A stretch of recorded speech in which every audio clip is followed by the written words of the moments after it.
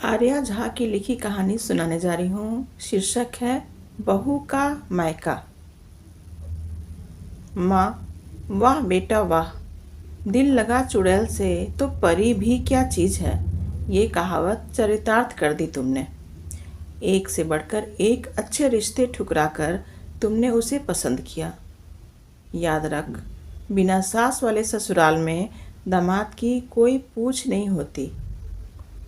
माँ, इसका दूसरा पक्ष भी देखो।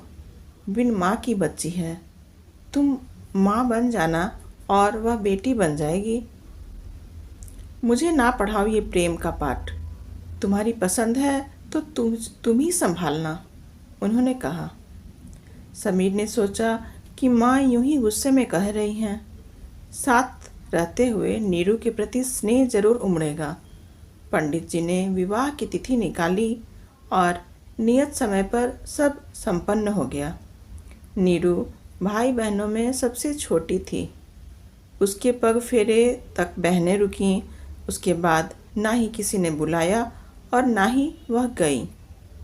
समीर के मुंह से उसके हंसते खेलते परिवार की इतनी चर्चाएं सुनी थीं कि विदाई पर एक बूंद आंसू ना गिरे थे। उसने हमेशा से ऐसे ही खुशहाल परिवार के सपने देखे थे। अब वही सपना सच होने जा रहा था।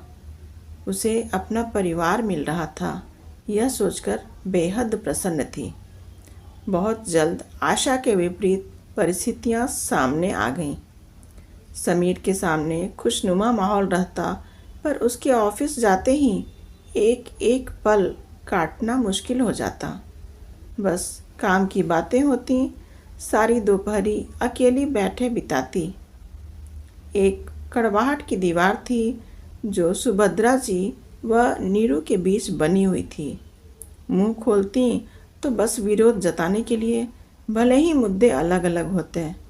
कभी प्रेम विवाह की बुराइयां, तो कभी कुकिंग के तरीकों पर उपदेश, तो कभी मायके वालों की बेरुखी की चर्चा। मतलब साफ था कि इस रिश्ते को उन्होंने मन से स्वीकार न किया था। उसने एक दो बार समीर से इस बारे में कहा भी, पर वह टाल गया। वह भी क्या करता। इस शादी के लिए घर वालों को मनाने में ही उसकी सारी ऊर्जा निकल गई थी। दिन निकल रहे थे, पर दूरियां घटने का नाम नहीं ले रही थीं। मन में यही सब सोचती नीरू एक दिन सीढ़ियों से फिसल गई। दाहिनी पैर में फ्रैक्चर हुआ था। डॉक्टरों ने 3 हफ्ते के लिए प्लास्टर चढ़ा दिया था।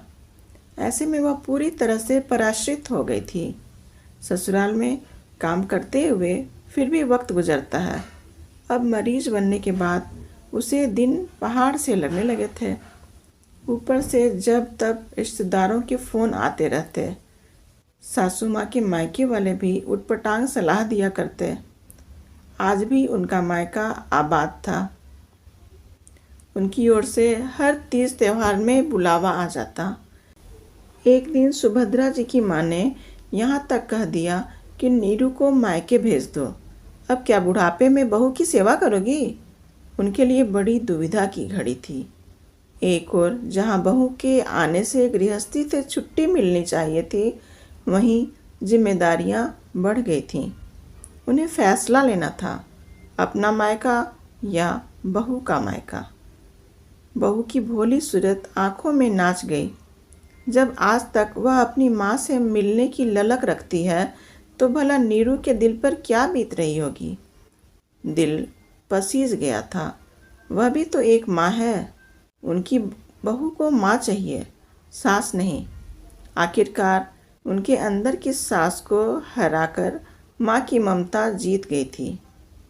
अपनी माँ को फ़ोन मिलाया और कहा कि ये मेरी बहू का मायका है। वह यहीं आराम करेगी। जिसे मुझसे मिलने की उत्कंठा हो, वह शौक़ से यहीं मुझसे मिलने आ जाए। मेरी बहू के मायके में आप सबों का स्वागत है। उनके मुंह से यह सुनकर नीरू की आंखें भर आईं। इसी ममता के लिए वह महीनों तड़पी थी। समीर की बातें सच साबित हुई थीं कि देखना, एक दिन माँ भी तुमसे प्यार करने लगेगी।